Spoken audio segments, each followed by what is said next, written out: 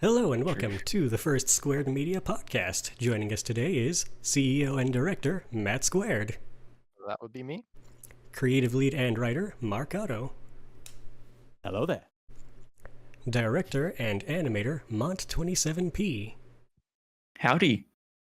and I am project director and founding creator ROA Nitrox. Yeah. Woo. Sorry. Woo. So also, unfortunately, we were supposed to have a Skyfall who is not here at the moment, but maybe he'll join in later, who knows, hopefully. Yeah, missing in action. Oh, well, we'll get him on here in the future for sure. If he Yep. doesn't show up later today. But yeah, we'll see. So with this first podcast, what we largely wanted to focus on was the history of the channel and how we got to this point, which is going to be difficult to cram like 10 plus years into one single video, but we're going to try. We'll have to like summarize a lot. You're getting the lore. You're getting the full story. You know, we're a bunch of storytellers, and it'll certainly be an interesting test of our abilities to actually vocalize this as instead of writing it down on a script, sending it to the team for revisions, going over it 5 million times, making it, realizing it sucks, going back to the drawing board, making it again, and then realizing that it sucks again, and then altering it a third time, Okay. finally realizing that it's okay, and then putting it out. So this all just like verbatim. We'll see how it comes out, but it should be fun. Yep. So, as the resident old person of the team, I get to start us off at what is relatively the beginning, and that takes us way back to 2012, September specifically, with the release of a game called Halo Reach. I was 10. I was a small Baby child. man. I was playing Wii Sports at that time. I probably didn't know Halo existed. So Halo Reach was a game that enabled a lot of creativity for the community that we were way back then, and we produced content called machinima, which is just making movies out of gameplay. And among the first series to run on this channel was the Project Middle Ground series. Followed shortly after that was the very well-known Rise of the Spartans, Spartans, yep. which spanned a number of years and received millions of views in its own right on release. Yeah, didn't they, because I know Rooster Teeth was the big machinima creator with Red versus Blue, and I think that Rise of the Spartans was actually hosted on Rooster Teeth or some kind of collaboration with them, because they had like because they were the big name in the Halo machinima community, and they saw, oh, like these guys are making some good stuff, and then there was some kind of collaboration there. I know at least like there was some kind of I don't getting know that that's recognized with that. accurate from what I Oh, remember. really? I heard something about I've seen something about like the two collaborating somewhere, but So what I know at the very least was one of our creators back at the time went to the RTX convention and was able to have a Okay. quick 5-second talk with Bernie, and he's like, hey, have you heard of Rise of the Spartans? And Bernie's like, oh yeah, I've heard of that. So Oh. to the extent that I am aware, yeah, they knew about Rise of the Spartans at the very least, They gotcha. acknowledged that we existed. which, for what Rooster Teeth was at the time, pretty cool. Oh yeah, they were the big dogs. Oh, right. Especially in 2012. Yeah, for sure. Yeah, that was their heyday. That was like right Yeah. before, the Ruby days when Red versus Blue just gotten Monty Ohm, the legendary animator and director. So yeah, that was like peak time for Halo for sure. Yeah, so that was when they were actually kicking off with animation themselves. And within our community, of the machinima community, we were all roughly basically what the Minecraft community was like, except back then, which we were just a bunch of kids in high school, wanting to make fun movies whatever way we could. And in that community, there was approximately 3 people who had dipped their toes in the process of animation, of which I was one of. So fortunately, shortly after the conclusion of Rise of the Spartans, a casting call was held, and I was one of what would be 4 people to go on to be the core Black Plasma team during the transition into the animation era, and precedingly, the Minecraft era. Yep. And those 4 members were David, you, and then wasn't there 5 though? Well, I guess Eagle wasn't around for long enough to really be considered a core member, so it would be David, you, Sam, and Thomas in that case. Yep. And then that's where I would proceed to make all the shows of the survival games, the Galaxy Wars, the Book of Enchantment, all the yada yada. I All love the survival classics. games. Yeah. I loved survival games. That was my favorite one you did. Yeah, that was so cool. Personally, I'm more of a Star Wars nerd because my dad, I grew up watching the movies with my dad, so I saw Galaxy Wars come out. I'm like, oh, that's so cool. They got like lightsabers and they got like the Darth Maul battle going on with the two-sided one. So that was my personal favorite. But yeah, survival games was also really cool. And then I think it is around this point where we can pass it over to where Mark got onto the team and got involved. Oh boy, are you guys ready for story time? Because, oh man, I have quite the story for when me and Matt both got on roughly at the same time. Yeah, it was So- around the same. It was around like Skywars Yeah. Mega era. Yeah, around Skywars Mega. I think that was the was exact 20 animation I saw.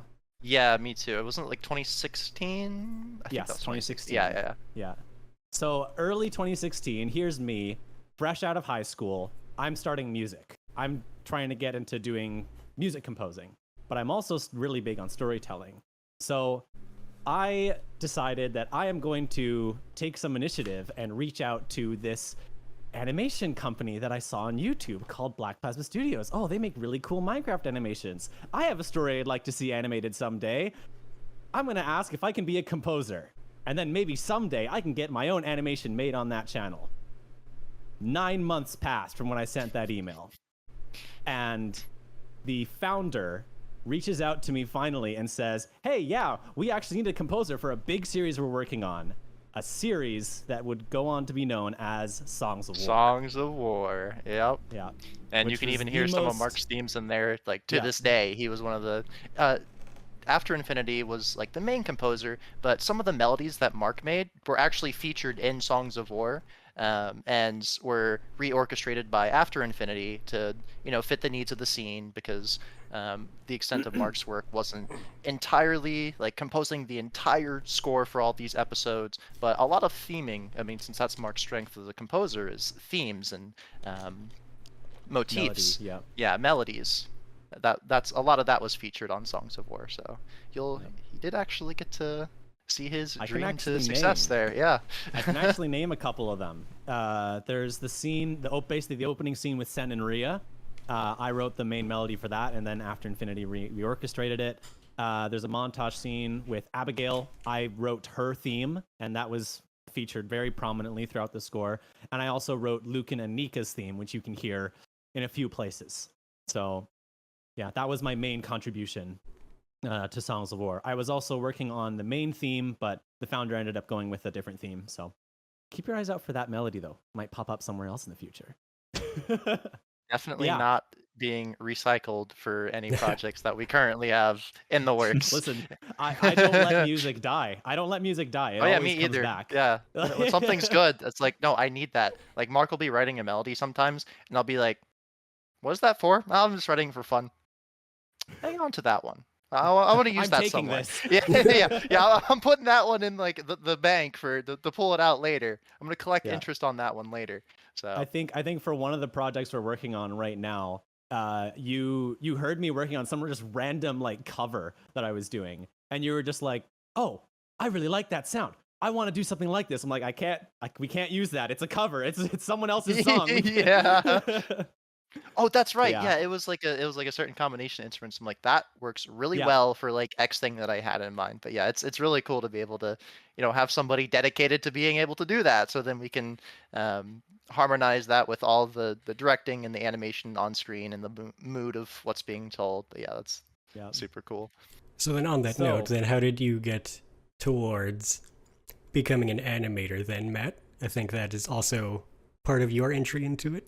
Is Oh, that okay. angle? So now it's story time on my end, I guess. So the history of Matt with Black Plasma Studios, which is now Squared Media. So our tale begins as 14-year-old Matt just got banned off of a server he'd been playing on for a year because one of my friends introduced me to a hack client, and wow, man, I can find all these diamonds really quickly. Somebody found me out. definitely was not using Killara in a survival PvP server. So I was having like that was so much fun for about 3 days until I got reported and banned. So I was, in my little depressive slump because I'd put hours into the server. I was a bad kid. I made a mistake. I used a hack client. So, in my sorrows, I opened up YouTube and, first thing on my recommended page, Skywars Mega. So, I watched the video and I think it was the bit where David was talking at the end where I really like associated, oh, there's someone behind this. There's someone making this. Like, this is really cool. I want to learn how to do this because, I've got so much free time now that I got banned from the one server that I played on. So I messaged him on Skype and I was just like, oh, Skywars Mega was super cool. Typical 14-year-old, like, oh, it's a fanboy where I'm like, oh, that was so awesome. Like, I'm going to learn how to make animations and I'll show them to you one day and hopefully become an animator with you. And then there was some like generic response like, I look forward to seeing your future creations or something. So then there was a time period that passed. That was when you guys were still all on Skype, but they just started moving to Discord. So I was like one of the first 100 members in the Discord or Oh wow, something. that soon. Yeah, so it was around 2016, like late 2015, 2016 when you guys moved to Discord. So yeah, I joined in the Discord there, and from there I'd look for every way I could to get involved. There was a tutorial series that had been released on the channel. I think it was either a little bit before or a little bit after Skywars Mega. There's a new updated one that got released, so the old videos got unlisted. So the new tutorial series is like 2018. I think the old one was 2016. But anyways, I followed the old tutorial series, and that got me a foundation in Blender. And I had a really, really bad laptop. So I couldn't do more than like a little 10-second crappy animation where I couldn't really see my stuff in real time. I'd render it out. It was kind of stiff, but it was something. Like I'd made my first little project, my first little 10-second story. It was called Block Lag. I had a I guy was gonna say, building a yeah. bridge. Yeah, building a bridge with cobblestone blocks, and he puts one down, he puts a few down, you step him back, and he puts another one down, and boop, pops up from below him, and he slips and he falls back, and there's just like this cut of the sky that's like 144p because I didn't do the skybox right, and then you just see the character falling, and that was the whole. That was it. That was it. So I posted that one to the creations wall, and I was like ecstatic when Thomas, one of the founding animators of the Minecraft stuff, commented on it. It's like, oh yeah, that's pretty well timed, pretty cool. And then he gave me a couple of pointers on my walk cycle or my backwards walk cycle, and I thought that was just like the coolest thing ever. So from there, when I turned 15, I got a job at Chick-fil-A to earn some money because I've always had to buy everything that I own for myself, and my parents made me work for everything. I never had any handouts. So if I wanted to buy a better computer, I needed to get a job. So I found the first job that I could that was hiring at 15, which was Chick-fil-A. A lot of places didn't hire till 16. I was making $7.35 an hour, and I saved up $1,100 at that job. I took every shift I could, and at 16 years old, I made an $1,100 purchase of a computer, a pre-built computer that had a GTX 1060, which was the most recent series of the time, the 10 series, which was awesome, and 32 gigs of RAM. It's like a sixth gen processor at the time, but it was enough. It was enough for me to be able to start participating in things and get more involved with the thing that I was looking to get involved in, which was render farming. And that was a big issue back then, was they needed lots of renderers because Blender was not as efficient as it is today, but so they had lots of people that would outsource to lots of like 10 series and 9 series and Yeah, even random myself, like I only had a AMD stuff. 1070 Yeah. back then. Yeah, I so was like only we one needed step above you there. yeah, we needed a lot of render power there, and I thought that was so cool to be able to support the studio that I loved watching. New animations coming out every couple of months, and I was just like, "There's nothing else like this on the internet, at least at the quality that they made it." So I got involved as a render farmer, and shortly after, I sucked at building, but somehow I made it onto the Songs of War build team. So I worked with the sets on that, and I also, every single time I'd see the directors in the lounge, I would join the lounge and I'd just start talking to them. And I started playing games with them. I would network. I played a lot of MechWarrior Online with Nitrox. I'd play TF2 with David, Sam, and Thomas. So by the time it came for me to apply for director, long story short at this point, since I've been going on a little bit of a ramble here.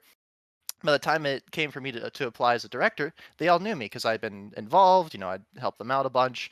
So those relationships that I built up over the last year and a half, by the time I applied with an animation, they were saying like, okay, yeah, this is okay, still needs some work, but we'll help you get to like that last bit with some, personalized, here, do this, this, and this. Here's how you do this. Here's how to light this better. Here's how to. So that's kind of the story of how I went from being nobody to getting on as a director, as a 16-year-old at the time. Yeah. I That think was Thomas a is crazy intense time. I think Thomas Oh, yeah. was the You were only other very one around that busy. age when he started. Yeah. too. And that was through like full AP courses in high school because I was a tryhard, and also working part time, also like directing all that stuff, also like doing tennis pretty competitively. I played fourth seed from my high school.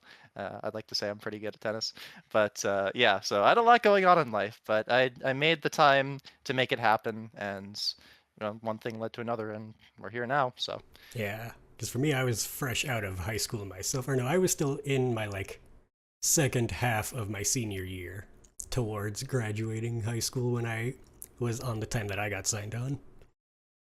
So then I think around this point was where we had Mont also getting involved too. So around about what was the story about how you got involved yourself there, Mont? Yeah, so I joined pretty much start of 2020. I've been in the community, I think, since 16, 17, probably similar time to you guys, probably slightly after, sometime after like all the Skyward stuff. But yeah, it was pretty much first week of 2020. I applied a few years prior. Just been working on projects to like get my way up to the point where I could apply for a director. There'd been quite a few projects that I'd be working on where I wasn't quite happy with the results. So I just work on another project. I made like a whole fan-made like animation like for a whole year. I spent a whole that's year on that, right. Yeah, which I is remember crazy. that.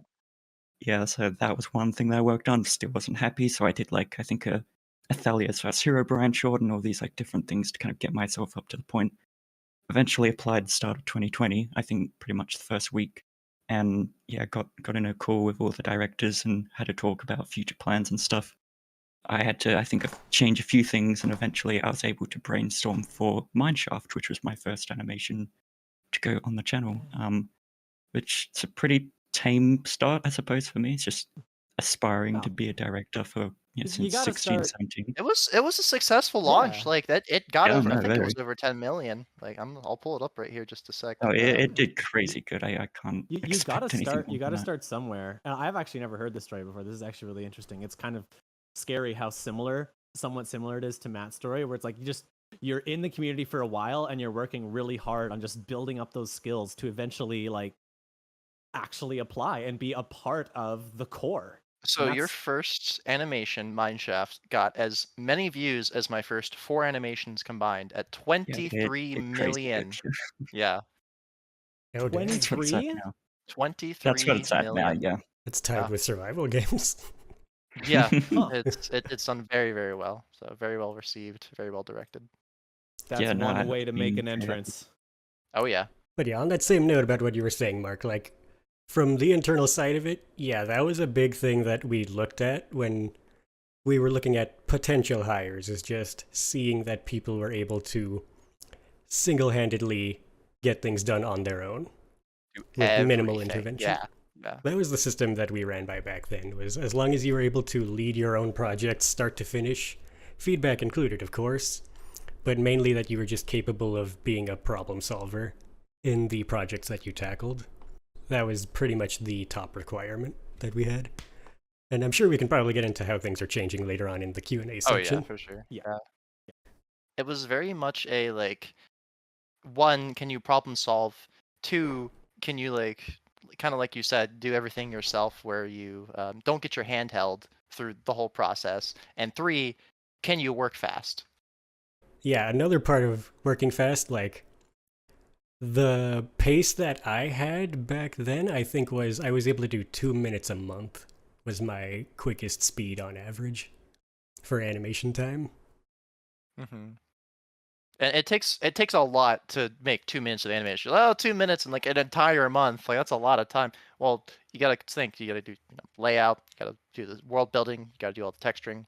Then you gotta do all the character movements. Then you gotta do all the camera layout. Then you gotta animate the characters. Then you gotta go back and polish the characters. Then you gotta polish the camera.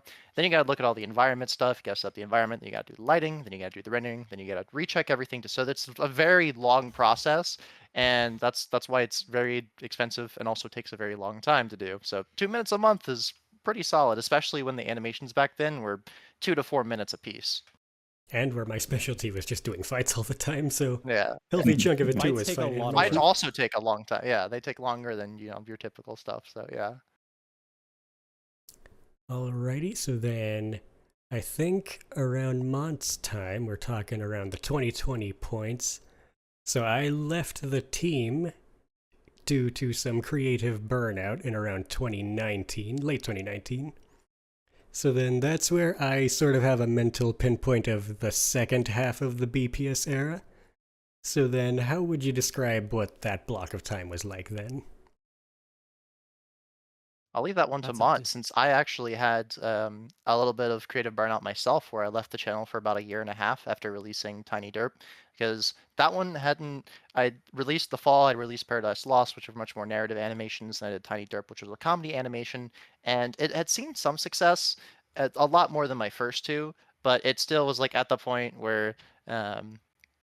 Past that point, I would have had to do more like Derp or Alex and Steve stuff, and it would have been very like, you have to do things this way in order to make money, and that was just not what I was about. To continue to make stuff for the channel. So at that point, I had gotten burnt out. I was like, "Ah, the stuff I want to tell, the stories I want to tell, aren't doing well. They aren't performing well. Um, I really like animating. I really like directing. I really like telling stories, but I have to take a step back and reevaluate. I was turning 18 at the time, so I was trying some other business stuff since I'm all into that. So there was that period of time. I was gone for about a year and a half. So Mont was there Right, through yeah. all that. So I'll leave that to Mont to Yeah. explain how that kind of went, because that was the heyday. That was like when we had some of our best Songs of War. performing. Yeah, exactly. So. Yeah, in all honesty, you nearly hit that on the head right away. I think most of that kind of 2020 to probably 22, maybe even, well, yeah, I guess 22 was very like kind of Alex and Steve, Derp, like just kind of more trendy topics, I suppose. Yeah, I remember you left for a year. Sadly, Tiny Derp did better when you were gone. That was I depressing. know. I literally like several $1,000s. I was watching it as I sucks. was as I left. I'm like, oh, it's at 3 million, 4 million views, 5 million views, 6 million views, and then how much is it at now? Hold on. While you're looking at that, then Skyfall, Yeah, I think 12 also million. It was 3 million when I crazy, left. isn't Now it? it's at 12, and it's all a because the viewership, has the typical logarithmic curve where it kind of goes up and it like, and then when I Plateaus. left, it started going. I was like, no.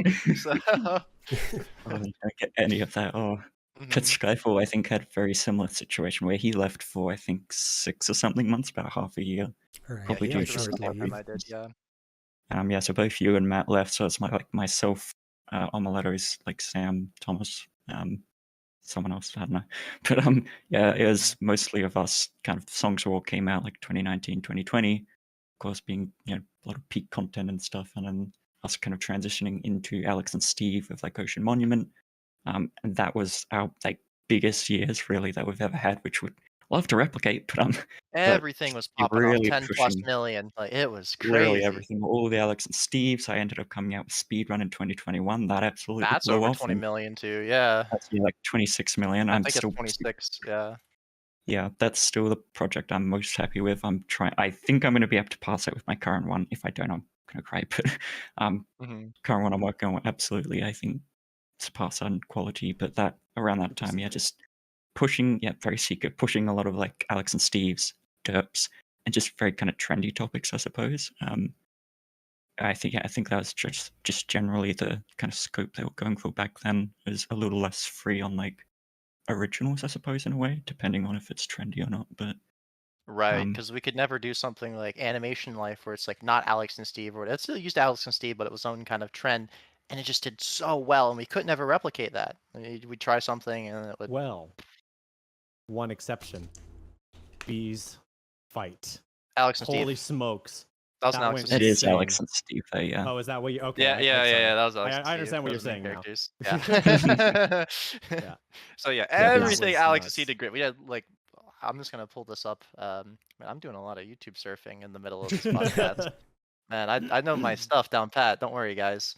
Yeah, so we had speedrun. So we had Save the Village. Agent Derp was again Derp. Zombie Apocalypse 2, big hit again Derp. We had Fox Thief that got 13 million. Space Derp 9.4 million. Survival 62 million. Lost Steve 19 million. Beast Fight 200 million. Now that's wild. And then that was right around when Mineshaft came out 23. So there was like that whole period where everything was just doing awesome. It was bomb after bomb after bomb. So that was everything was Alex and Steve or Derp, and that's what we thought like the recipe to success was. So it Yeah, was and I roughly- distinctively. Oh, sorry. So it was roughly this era where, at the point where I left, the channel was at about 3 million subscribers. So then, during this block of content, that's where it climbed up about a whole another 7 million. So Oh it more yeah, than that's doubled. went from about 4 to about 8 during like that 2-year period. And since we've so it was like a kind of slow start, and then it went shot up, and then now it started to like curve back down a little bit as far as growth goes.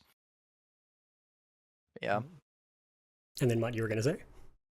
Oh, I was just gonna say I distinctively remember, I think around the time where I was joining and stuff, around that kind of 2020 area, that yeah, it was very heavily pushed of like Alex and Steve were just thrown out there a lot. Like someone mentioned something original, it's like, oh, but we could do Alex and Steve and it'll just do 10 times as bad. It's like, Yeah. it makes sense, but it's also like, Yeah, I think that was don't know. David himself too. Like, okay, yeah, you could was do this, very much- but yeah. Alex and Steve. Yeah, so obvious choice. Yeah. It makes sense, but yeah, it did diminish a lot of like original content and stuff, which sucked a bit. Yeah. So then I guess that brings us closer to the present. So then, in recent time, you could say that both Matt and I went on our own business degree pursuits somehow simultaneously, because I also went to get an accounting degree. Accounting. Yeah, yeah. I put my time in. I worked at a call center for about 3 months. That was an experience. I worked Oh, at I'm Jersey so Mike's for 4 years while I was in college too, just to pay the bills and whatnot. Because I've once again like always been working behind the scenes. If it's not this job, it's always been something. Because got to pay for stuff. So I had to Yeah. balance that with my reapplication, just as you had to balance your accounting job with everything else that you wanted to get back to as soon as that creative fire kind of got lit back underneath you. So Oh yeah, I it's not definitely easy. needed the break for sure.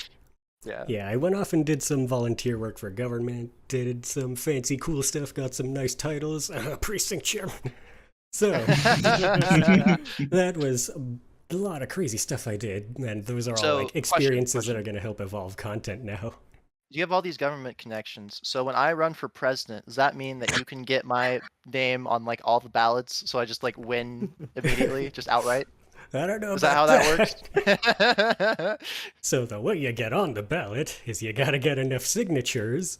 So depending on how big of a channel we can get US-wise, it I'm just probably saying that could it be would easy be, to it would get be really signatures. good.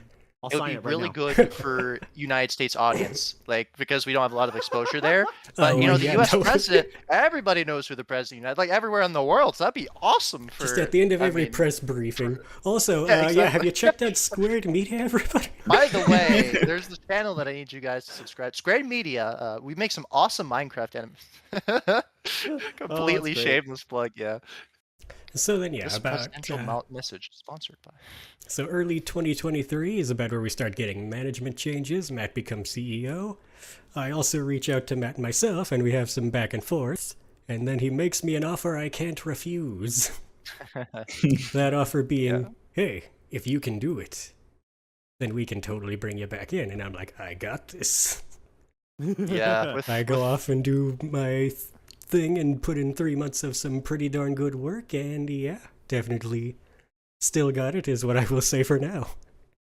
Absolutely. Yeah, it was definitely a case of like Nitrox reached out to me and I was like, oh, Nitrox, I haven't talked to this guy in like 3 or 4 years. How's it going? So we hit it off, talked about some of the old times, and he was basically saying like, hey, I'm looking to get back into directing. I saw, you've taken over the channel now and whatnot, doing all the leadership stuff.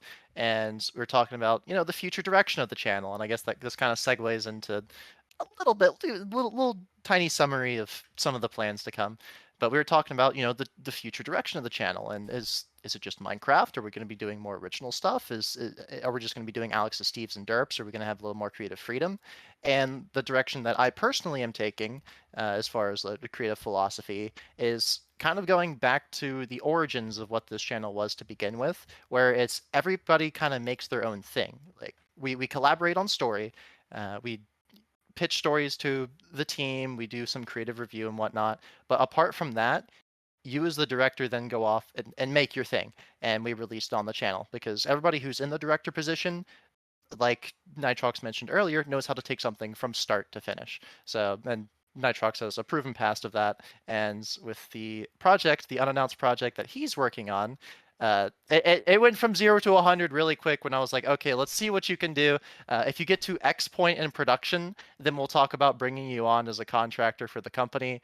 And something that I was expecting to take, 6 months to get to, he got there in 3, and I was like, yeah, okay, yeah, welcome to the team. Welcome back. That wasn't a founder was for a no fun reason, that's for sure. Yeah. A long history. So Yep, then, a lot of us we go way back.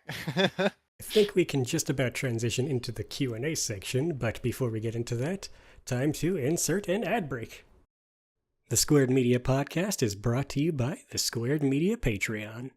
Whether you're just watching and sharing our videos or supporting us monetarily, everything we do is possible thanks to you. Patrons can get a behind-the-scenes look at our content with perks like project updates, early viewing access, and more. You can become a supporter over on patreon.com/squaredmedia. And you can join the community over on Discord at discord.gg/square. Links in the description. Alrighty, let's get back into it with the first question, which is a general question. Will you guys continue? Insert series name here.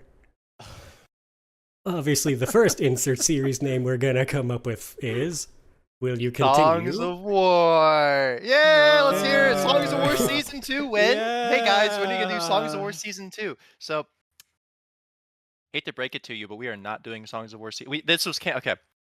I don't mean to be mean, but there was a cancellation video posted about 3 years ago that said we're not doing Songs of War Season 2.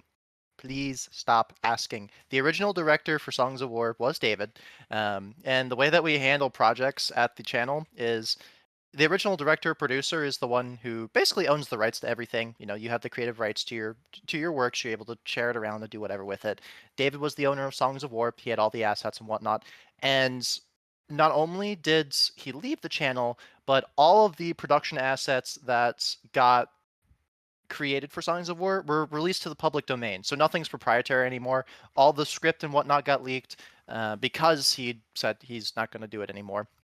So yeah, no Songs of War Season 2. Sorry guys, please stop asking. That's always going to appear in the comments no matter what. We're going to make some great big series in the future that's going to outperform Songs of War. It'll be a huge hit.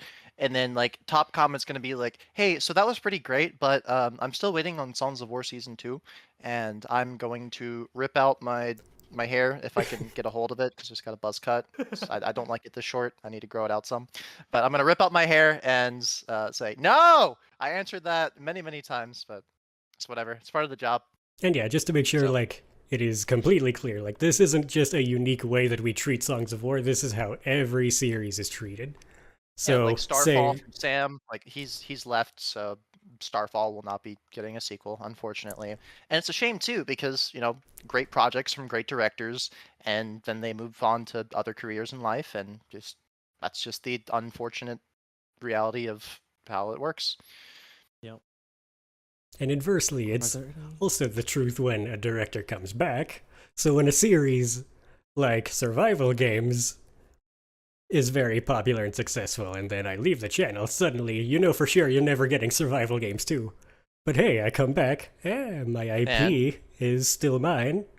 Can something be done with it? Or maybe the characters? Who knows? Potentially. That's something that you haven't actually talked to me about yet. That's the first time I've heard of this. I'm interested. But yeah, that's... Don't worry, I might be bluffing. Don't get my hopes up. You might be.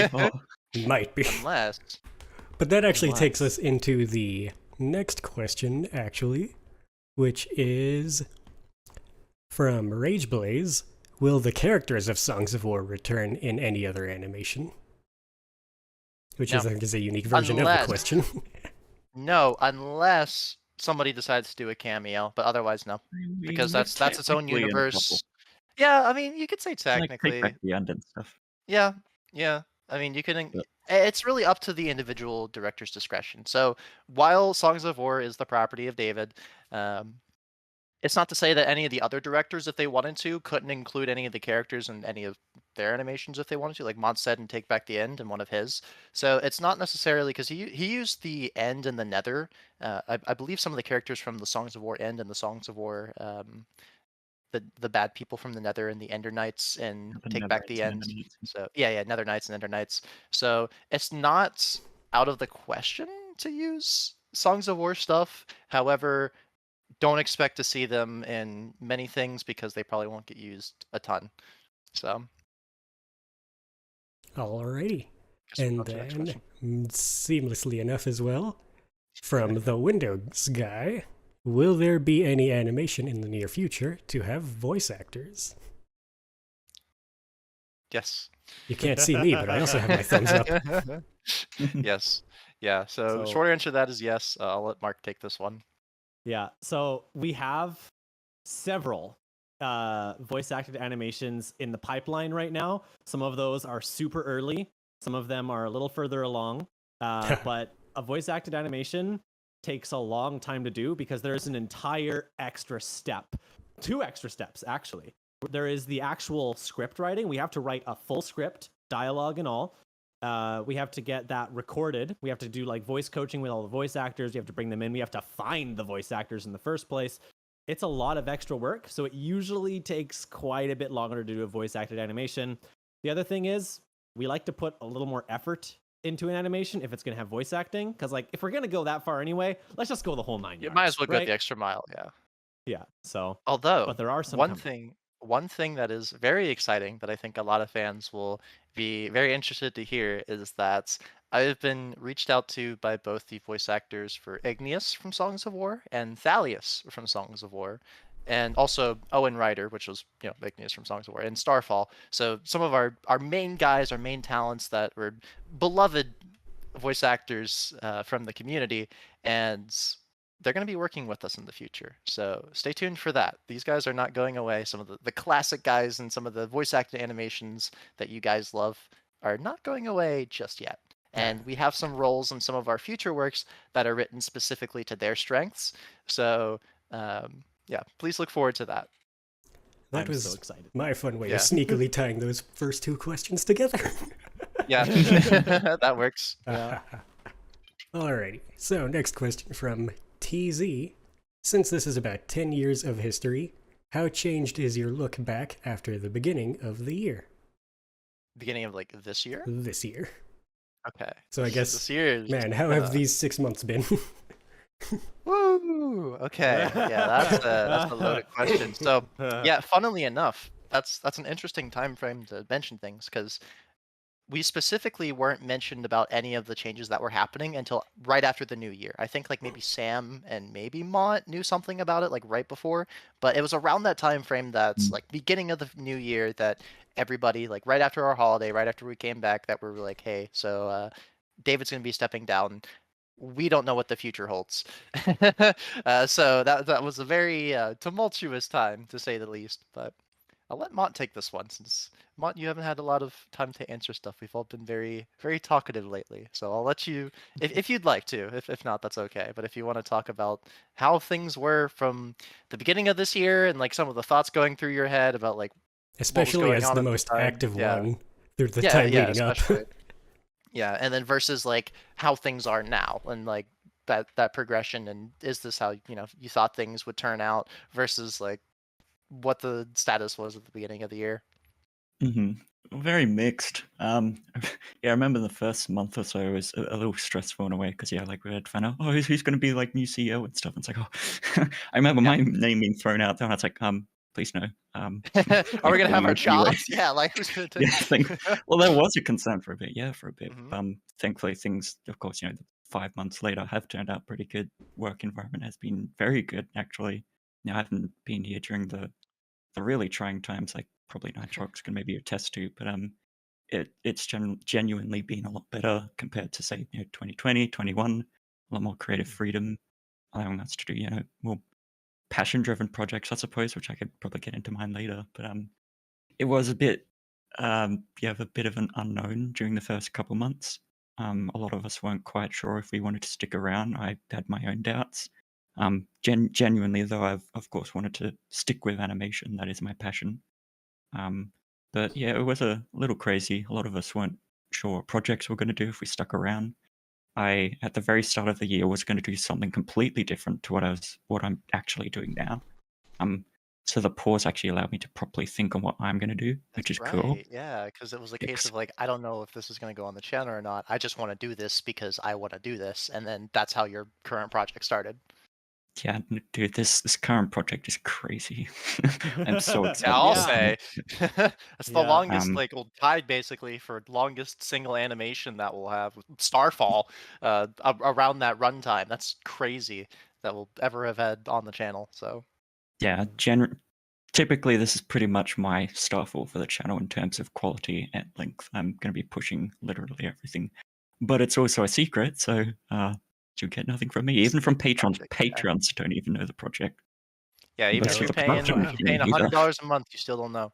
If you paid Yeah. $1,000 a month, you could probably bribe Mont into telling us a little about. Well, Yeah. I think it's cool having a few like really kind of deep secrets and stuff to just be able to randomly reveal one day. Yeah, So the magic of Yeah, we have a production. lot of those. Yeah, for sure. means That's a lot why of I'm me. very hesitant to say anything about any of the future voice actor projects that we have coming up Mm. because behind the scenes it's like really exciting. Like every time we sit down to write stuff, it's like, oh, this is really fun. Like we have lots of cool ideas for this. I can't say anything about it to anyone. So Yeah. Yeah. But yeah. genuinely, the past, particularly past couple months have been pretty good, actually. I think everyone's starting to settle down. There's a lot of positive ideas I've heard from, like, Matt, trying a lot of things, marketing, whatnot. It's been very good compared to the past couple of years. I think it's been a lot less stressful as well. That's good to hear. Compared to, say, like, end of last year. All of us were on, like, Oh. overburner at end of last year. It was like, Oh, ain't that the story? Yeah. yeah. Yeah, I think Only everybody felt that a little bit, you know. I mean, and that's also encouraging to hear, you know.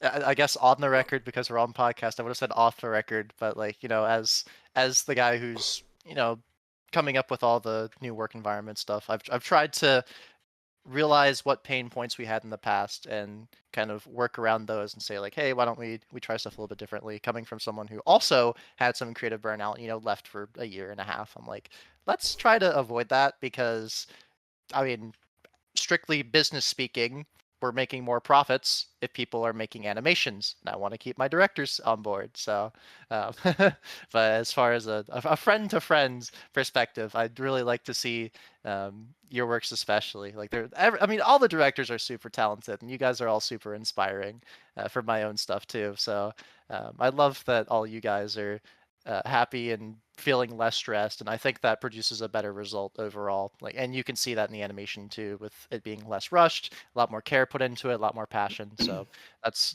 definitely a big philosophy I have going into this new era. Is, you know, taking the stress off people, not putting like, all right, you have 3 months to get done X animation.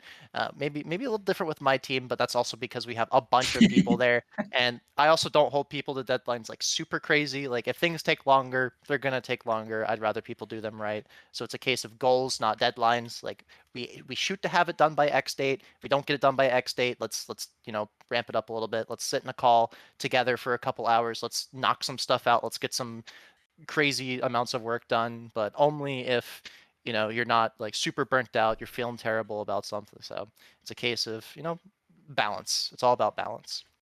certainly, yeah. Alrighty, yeah. And then I guess to the extent that I'm able to answer this, having the earliest starting point. So this is the crazy thing about it. This channel literally encompasses more than half of my lifetime. So this is like, I can't imagine or putting into words just how crazy this experience has been. Like, I was involved with being a fan of the channel since I was like 12 or 13 years old. Here I am now twice that age at 26. Like, Hey. like it is unreasonable how much that my life has been impacted by this channel as a whole in so many different ways. And then to come back around to it at this point that we're at now, like, phew, there is It's kind of just surreal. the human language cannot express what Yeah, all of that looks like. It's certainly a very this whole journey has like been very unique, I'd say, for everyone involved. I mean, like myself included, but it's a case of, typical 14-year-old wants to be YouTuber. Ah, sees big YouTuber. Oh wow, you guys are so cool. I'm going to do what you do. Actually, gets involved, actually, be, gets older, realizes the way things actually work. It's not all fun and games, but it's still really cool, and I still love my job. And every day I wake up, I'm so thankful for this job. But it's a case of like all the developments over the years, and whenever people ask me, "Oh yeah, what do you do?" or like, "What are your hobbies?" It's always about the channel. It's like this channel. I don't want to say is completely my identity, but is a large part of it. And I know that's the case for like you and a lot Same of for the other me. Yeah. directors involved as well. Yeah, because it's we we get to make our own stories and put them on a channel for millions of people to view, and that's something that's just no words, like you said. Nothing in the English language can really put it into words. All right, and I think we kind of knocked out two birds with one stone on that question, because that also goes into Anna's question there, which was, how do we feel after the rebrand? Which I think we covered. So then Yay, We we'll, talked a bit about that as well. I think I generally think, it's been very positive. yeah, I think we'll move on to Cry's question next, which is a very wordy one. So here we go. As the audience grows with the channel, the creators begin to shift how content is made to a more mature and complex narrative-driven direction as time goes on. Is that something you all would want to try one day? Yes. I would say so. Yes. I wouldn't say specifically because of the audience, though, however. Because one thing with Minecraft and with just our audience in general is the reason why Minecraft thrives and still continues to thrive is that it's still bringing in new viewers. It's still bringing in, the next generation of children. My mom's a teacher at a school, an elementary school teacher, and every day she's like, "Oh yeah, all my kids talk about is Minecraft." I'm like, "That's still a thing? Like, game's been out for how many years, and like they're still obsessed with Minecraft." 2009. And they're all obsessed with becoming a YouTuber, like being a Minecraft YouTuber. So there's still a market for it. There's always going to be a market for children's entertainment in Minecraft, and that being one of the current core of the channel.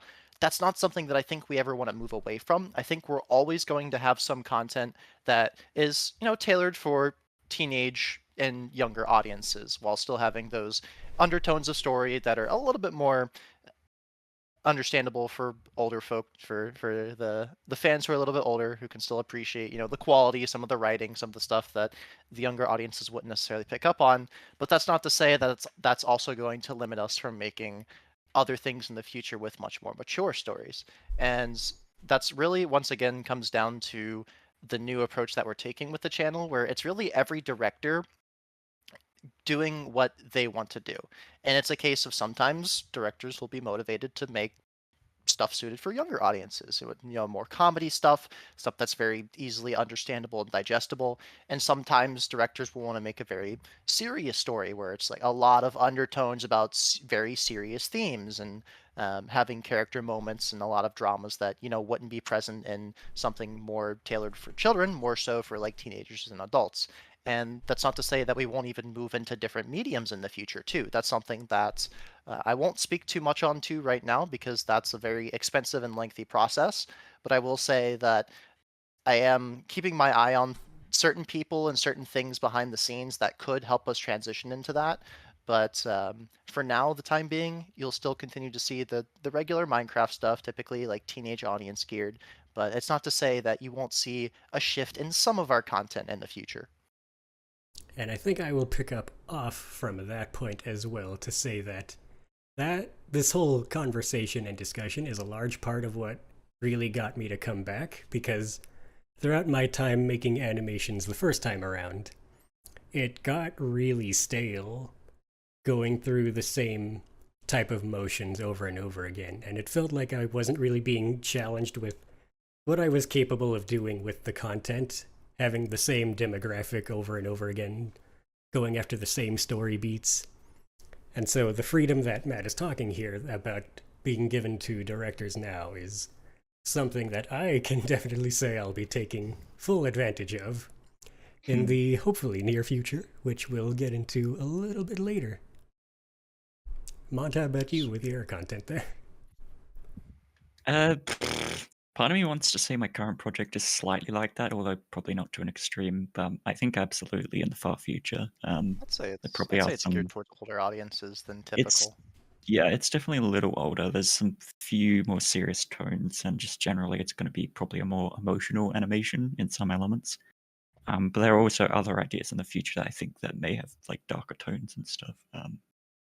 But we'll see what the future holds, I guess.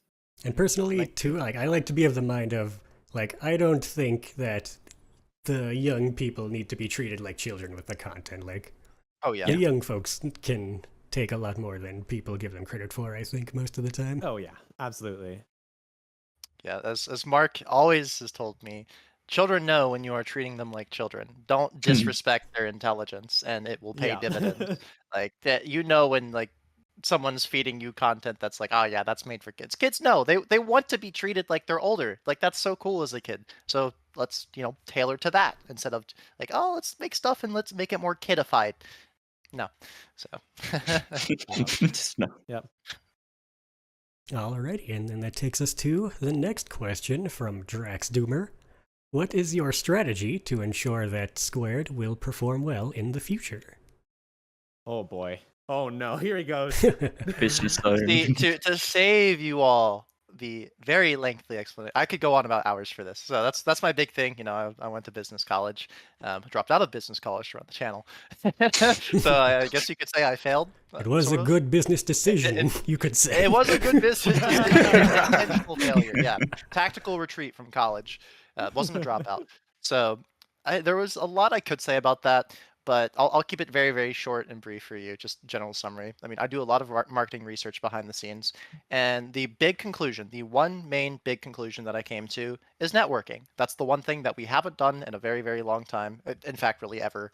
And I mentioned that even in my BPS of Squared Media video, where it's like a big focus now is we don't have any relations with any creators. Like we have so many talented people that I know would love our stuff or would love to collaborate with us, whether it be making a story or making something for them on a project they're working on, because we have the magic of animation that we can bring to them in their pursuits.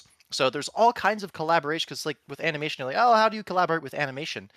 It's not so much as like, oh, you two hop in the same video and you have a chat. It's either making an animation for a project that they have, or they have a story that we animate and cross promotion through that. So Casting it's not too, the right? same. Sorry? Casting too, right? Because that we can also have a chance to bring on notable people as voice casts for certain Oh projects. yeah, absolutely. Yeah, if you want to have like cameos and whatnot for people who have large audiences, that's another way to network. It's just there's so many opportunities, and that's why also partially why I want to get back into the voice acted stuff more, is because that's a whole nother field of people that we now have access to, as far as reaching out and working with and meeting some incredibly talented creatives to spread the word around more and just get both their name out on our platform and get our platform out from their followers and just have that crossover. So as far as business stuff is concerned, the big number one, like top of the line focus, apart from any of the SEO stuff, any of the other like jargon about like, oh, YouTube algorithm performance, is networking. And that's the big thing that I'm going to be focusing on, and the channel is going to be focusing on in the next couple of years especially. So any of you voice acting creators out there, you heard us. Mail at squaredmedia.org. Send all of your business questions. So Yeah. Alrighty, then. Ooh, here's a fun one.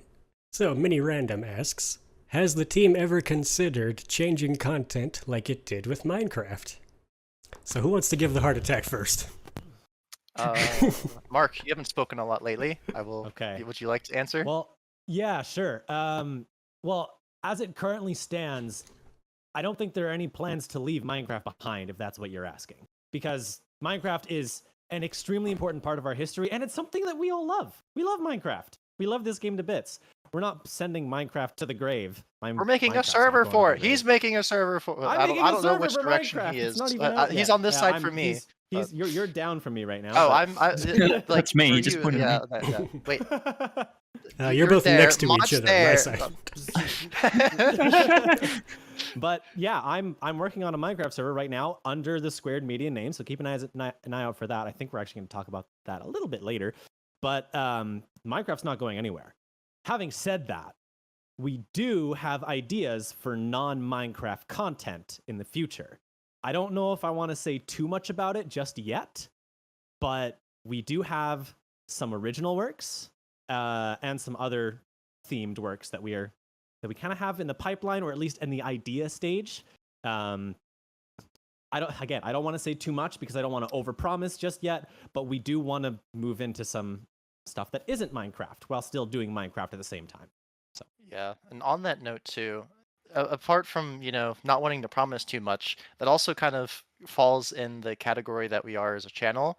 Animation is a very, very niche thing on YouTube because it's very expensive to maintain at a high level. And, we've been one of the few channels blessed with the viewer base and the following to be able to do so. But even so, moving into those even bigger productions than just Minecraft would take at minimum like a year of setup to get through, and if not that, then maybe even 2 or 3. So while we do have long-term plans, like we have some crazy long-term plans, don't get me wrong, I just can't talk about anything or really even hint at some of the stuff that I want to hint at because it's just way too soon, and there's so many steps that need to be completed first that any one of them could fall through, or something changes halfway down the line and we cancel a project, that we don't really want to announce anything until it's very close to ready. So we're not generating any false hype. We don't want any, things that video games do. We're like, oh, we're working on a game. It's coming out soon, guys. Star Citizen. It's coming out next year, guys. We'll have a full release in a couple of years, guys. It's been 7 years and they're still in alpha. I bought my ship. I bought my $70 ship with a promise. A promise is not. They are more on top of their stuff now as far as development goes. I don't really play that game much anymore. I check in every once in a while because the locations are cool. But yeah, we don't want to do a case where like we promise something and then where is it? Where did it go? So we want to keep that stuff a secret and very under wraps just to the production team until we're much closer to release. Yeah, and I do actually have like one other thing I want to mention about that. The big thing between Minecraft and like say original productions, Minecraft, we almost completely skip what we call pre-production. Like we basically all the skip assets are there pre-production entirely. Yeah, it's all ready for us already. Like we just build something in Minecraft and import it into Blender. Problem solved. Like that's our sets right Character there. skins too. Very simple. texturing, no rigging, no character design, no environment design, no like any of like the shot listing or whatever, or storyboards. We even skip storyboards usually. Like there's so many steps and so much time that should normally be spent on stuff that we don't normally spend because Minecraft is just easy. It's a lot more accessible, and that's why it's a great starting point for beginner animators and directors if they want to get into direction stuff, because it's so easy to set up as far as resources are concerned compared to anything that would be more professional. So that's also why, we'll be sticking with Minecraft in the near future because that's a much more maintainable than anything else that we could do right now. So then, Mon, would you also say you're on that same boat of sticking with Minecraft as your main focus?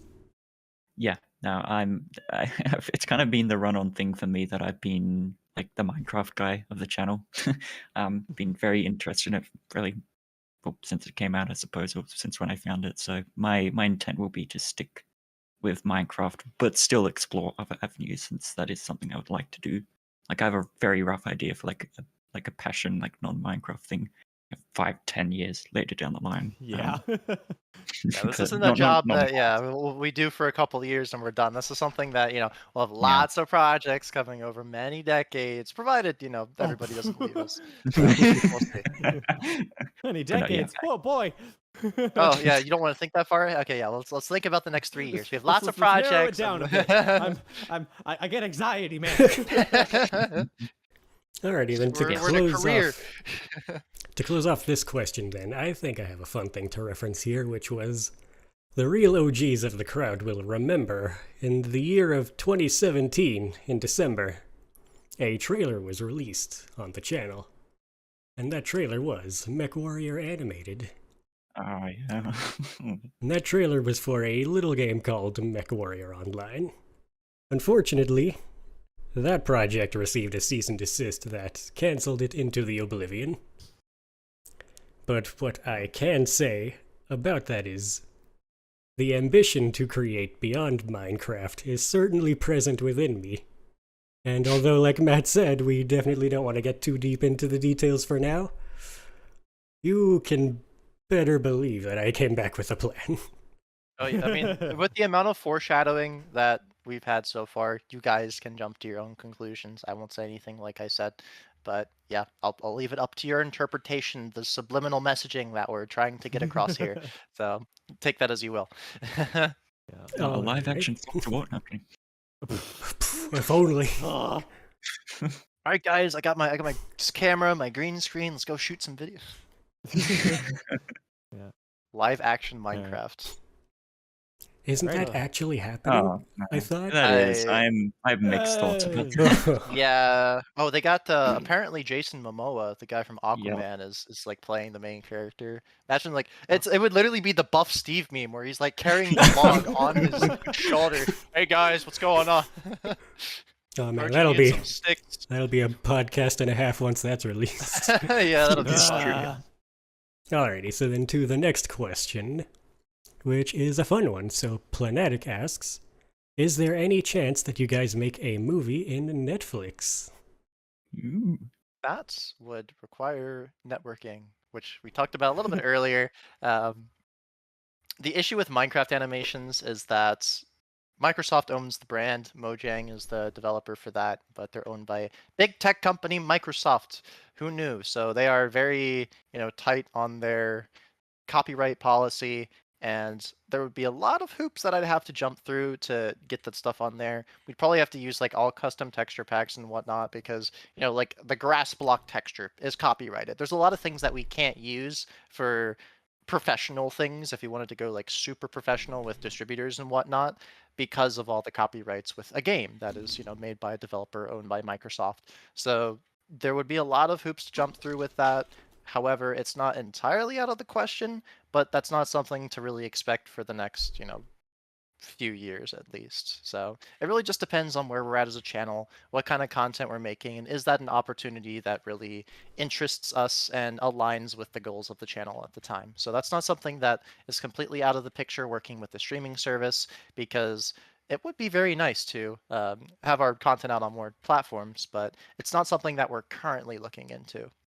Alright, so we would certainly love to reach those heights with the quality of our content and the type of audience ranges that it reaches out to.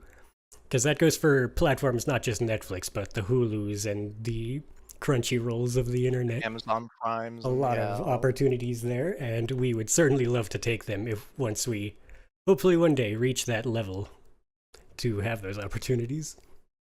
At the end of the day, we're all self-taught creators. Like, I mean, your definition of self-taught is very up to your interpretation, but I've never once taken an animation class or a directing class.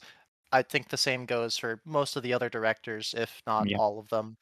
Mark is a musician and a very talented Mark, wherever direction he's in, is a very talented musician, and he's never once taken a music theory class. Like, that's his big claim to fame as a musician. I'm like, all That's your the stuff joke, sounds yeah. so good. He's like, yeah, I've never taken music theory. Like, he got, if you want to mention the I have a story story. of I music have college. stories. Yeah. Oh, right. Yes. Well, I can briefly summarize the music college story. Long story short, I tried to go to composing college for writing music, particularly film score, soundtrack music. I got rejected. I got rejected from music college, and yet here I am. So it's really funny when I have people, like even some of my own like team members that work for me, come up to me and they're just like, "Oh wow, that music you made, like, oh, that diminished fifth sounds so good." I'm like, "Haha, I'm gonna pretend I know what a diminished fifth is. Thank you. I appreciate the compliment." Like, Yeah. Nice. Honestly, that was me when everybody's learning new things here, especially me. Like, taking over the whole like CEO stuff, where I was just like, yeah, contracts. I knew what all provisions we needed and all of these. Where it's a case of, yes, I have taken business law. I did go to college for this. I do understand, the fundamentals of what I need. But there's some things that you get out in the real world, and it's like, I'm gonna pretend I know what that means. I'm gonna play the part, and if I pretend long enough, I'll actually figure it out. So I mean, that's the case with directing too, where it's like, I don't know what I'm doing, but this guy who made this film did it really well. So I'm just gonna like copy and tweak what he did, and eventually, if I copy and tweak enough directors, I'll be my own independent, unique director, and with my own stuff that's high quality. So Funny you fake say it until you that. make it. Funny you say that about the college thing, because I went at it in the complete backwards direction, where I had business experience first, and then went to get the degree. So I basically sleptwalked through the entire time I was in college. Yeah. Yeah, what you learn hands-on from direct experience will always be well above and beyond what you learn from the classroom, which is unfortunate, that it works that way.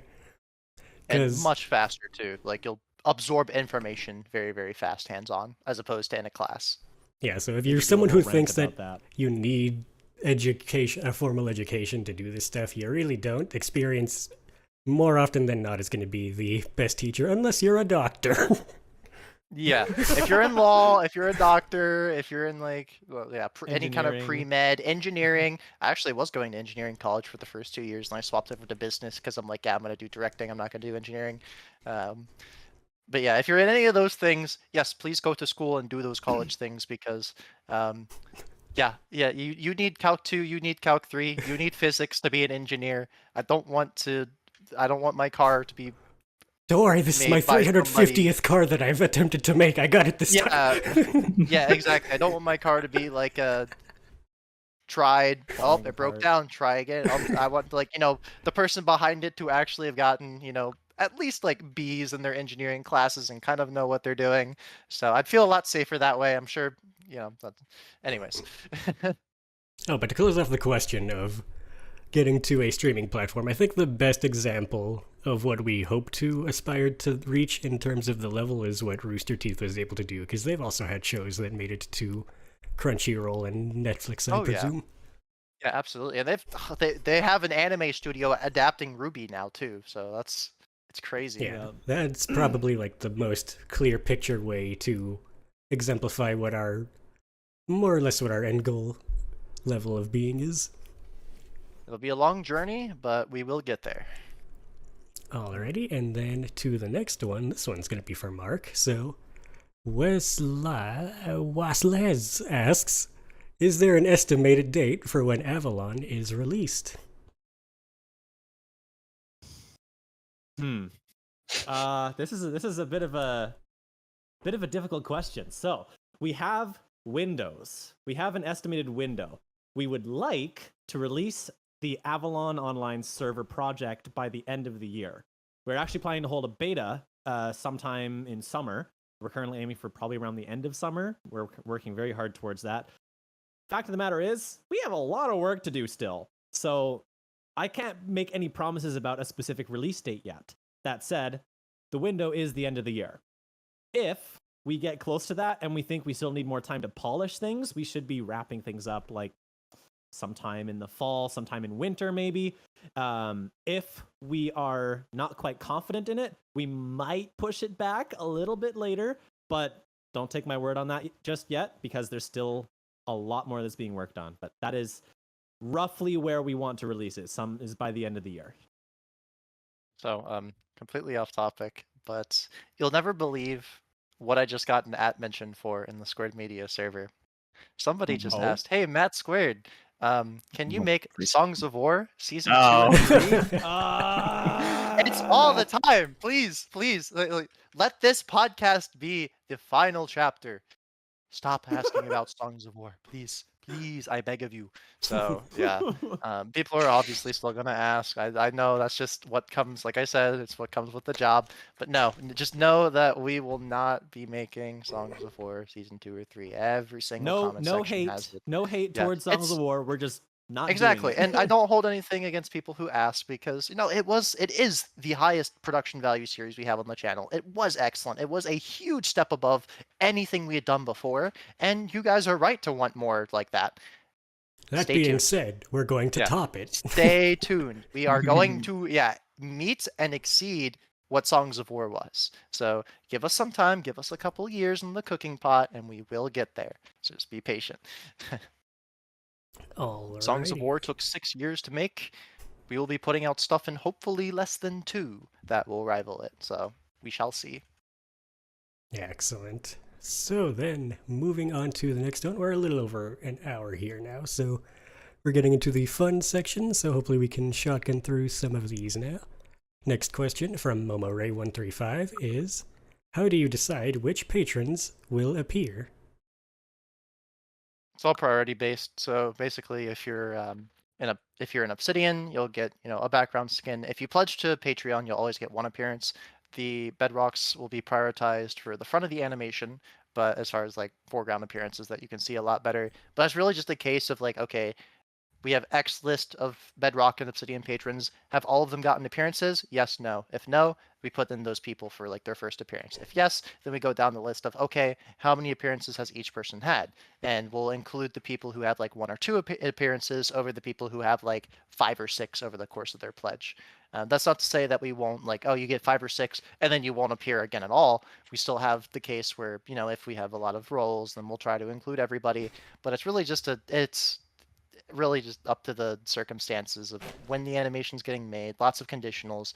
There's no set way. It's just a case of we try to accommodate everybody as best we can. We try to rotate as best we can, but there's no like strict formula on how we do it.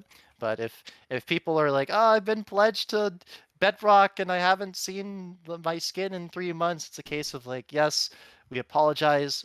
Your skin is probably going to be in one of the next 1 or 2 animations, but these things take 5 to 6 months to produce, and we will get there. We are trying our best to get you in there. So we do have a priority system. We do try to distribute that as fair as possible, but it is a case of sometimes you will be waiting a couple of months to see your skin in animations. So rest assured, I have a long list of everybody who's pledged, everybody's skins and whatnot. We will get to you. It's just a matter of, do we have the space? All right, and that concludes the customer support section of the podcast.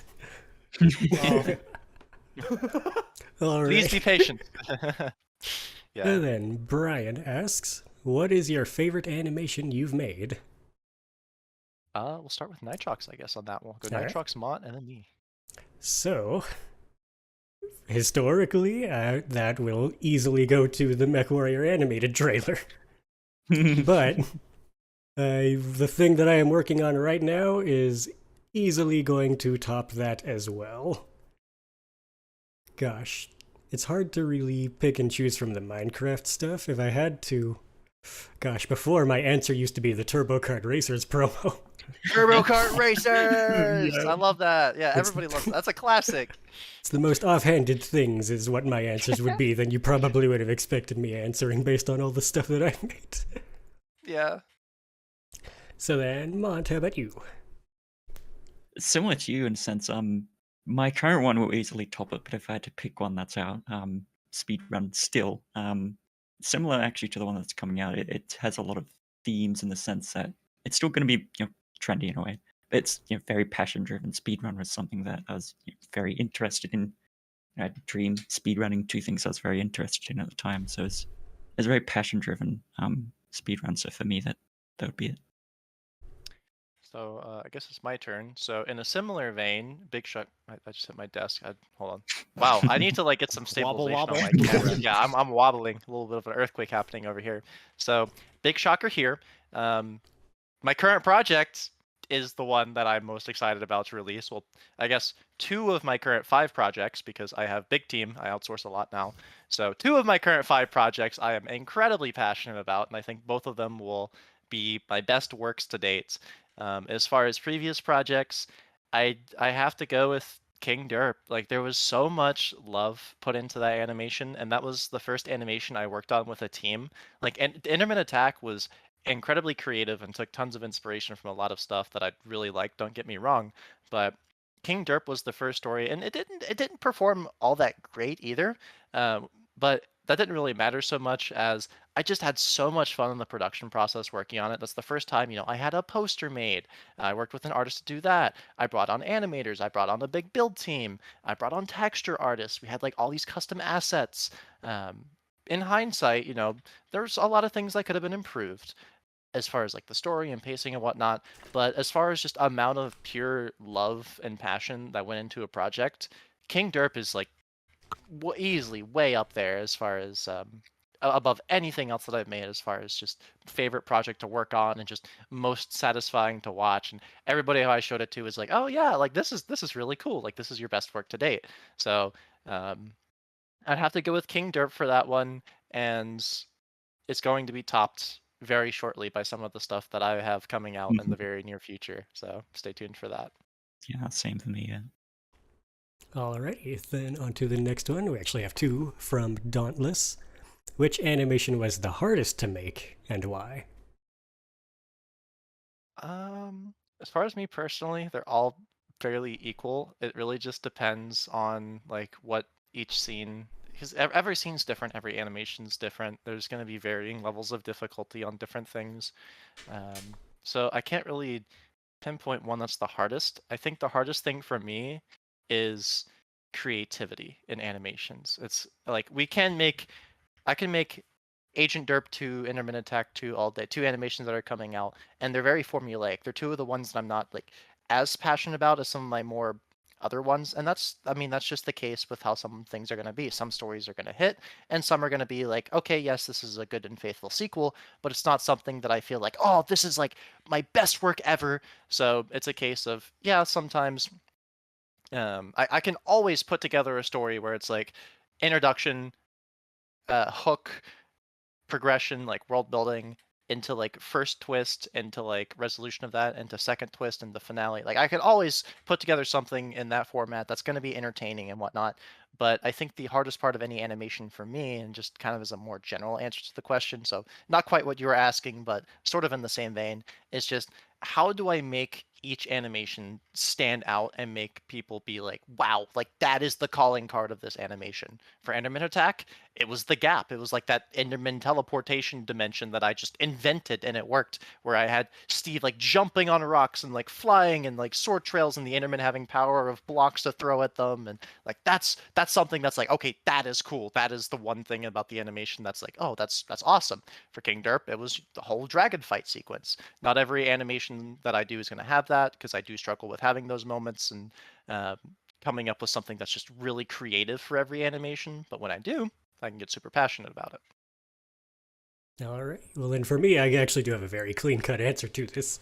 The hardest one for me to make was Turbo Kart Racers promo. So that animation was intended to be one of the normal full-length animations. The reason it was a promo was because I heavily underestimated the difficulty of animating race cars because I had never done it before. So having not, like, oh no, yeah, so cutting this one short. Yeah, I did not have the proper experience with that type of animation to be able to go into that the way a standard project is intended to. So that one, unfortunately, cut short, even though it was supposed to be just a normal full-length thing. Luckily, that one, someone else made a racing style animation later on and was able to make use of the turbo carts that I modeled. Yeah, and that one did really well. So that's good for Amaletto. Yeah. Everything Amaletto touches is great. So yeah, because that was another part of that was when I had to actually make the turbo carts. Because we did not have the actual 3D models of the turbo carts. Because the assets that got ripped out of the game, they were like really funky. I don't know how they set that up. So basically all I had was the textures of the turbo carts, and I had to figure out how to make the actual cart itself and apply the textures to it. And that's a rare thing for us too, is like that pre-production that we normally don't have to do, which, adds significant amounts of time to a project. All right, so then we're going to be cutting this podcast here right about now because we've been going for close to an hour and a half. A very long time. We've got some other business to attend to. There are more questions left that we would have liked to go through, but we'll save them for the next one. I guess one question that I do want to tack on as we go is actually something someone asked during the end of one of the last director's Q&As. So someone asked, hey, I've been a big fan of the channel. I watch every animation. how can I continue supporting the channel even though I don't have the money to support you on Patreon? And the answer we gave at the time was just generally to, yes, keep watching the animations and share with friends. Something I wanted to add on top of that is a way that you can further support the channel is to also just really support all of the creators involved with the channel in general. Just get involved in the Also- community, and that's Yes. really yeah. Yes, so Join let's our that what close you were off about on to the say? Discord. Yes, perfect. Yes, it was. Discord.gg/square. Square, not square. Duh. It's just I know. square. We got I said square. Yeah, yeah. Don't worry, I I was just mentioned that saying, in the like, ad for- read too. Yeah. So it's discordgg.square, and that's where we do like everything. That's where we have community events and whatnot, and it's super motivating to see people be active and stuff. So like you're helping our mental. That's another way you can help us is like you show up to stuff. It's like wow, it's so fun having like 100+ people show up to some event or whatever, and that's just so fun for us, and that keeps us motivated to keep working on it. So just literally showing up to stuff is The questions is for this excellent. Q&A came from the Discord server too, by the way, Exactly, and that's yeah, how we're so gonna that- keep. Keep an eye out for that. Alrighty. Well, with that, I think we should call it a wrap, and we will see you guys next time. Alrighty. All right. Thanks for watching, everyone. Take care. Alrighty. Bye-bye. See y'all. Bye, Mitch.